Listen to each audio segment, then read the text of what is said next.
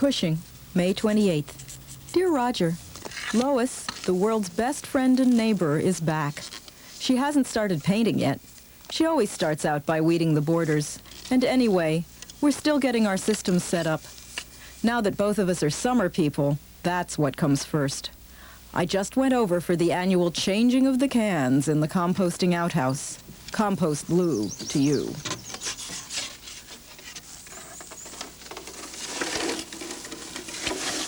It takes two of us to pull out and set aside last year's full 50-gallon drum, even though the contents are already well-aged and a great deal lighter than when first deposited. There's no smell or anything, but it's still quite the adventure to get the stupid thing moved. Come on, kid.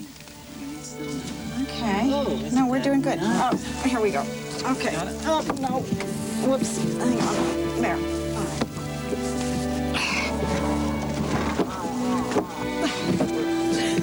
Like the building. All right, don't go too far with that board. All right, you've got all the weight, Lola. After moving it, we let the compost age a full year more. I don't know why we bother. The stuff is almost pure peat moss already, and we're careful to keep it away from the vegetables. Well, better safe than sorry, I guess.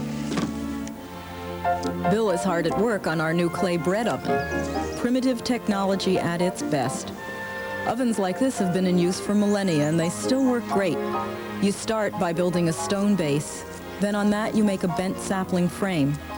Bill used some of our endless supply of alders, patiently wiring away while in a cloud of the most horrendous mosquitoes. Next, you cover it with a sheet.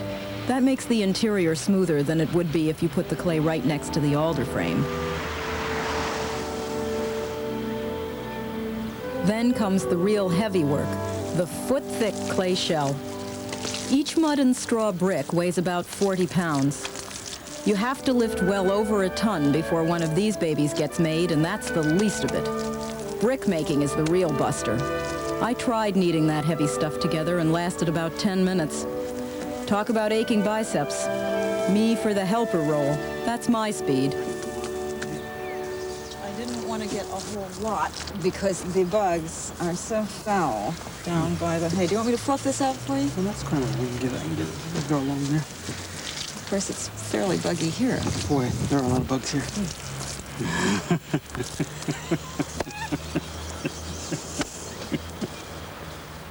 Bill the Good has also built a new garden arch, using the bent alder technique he perfected while doing the oven. It's nifty. Got a nice big frame made from cedar fence posts. Once everything gets going, the white garden will be set off by a doorway of green vines.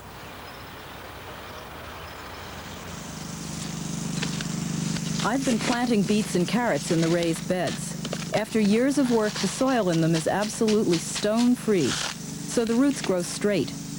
I take the time to plant a tiny 2 or 3 seed pinch at a time, spacing the pinches at the right growing distance. It's fiddly work, but it means there's almost no thinning required later.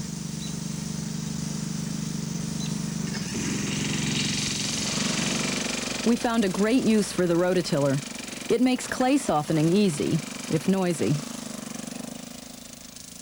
I left Bill to it so I could prune the wild apple tree that shades my mother's ashes.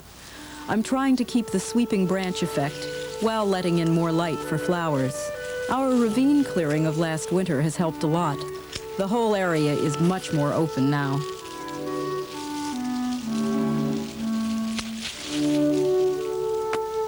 After pruning, tomato planting.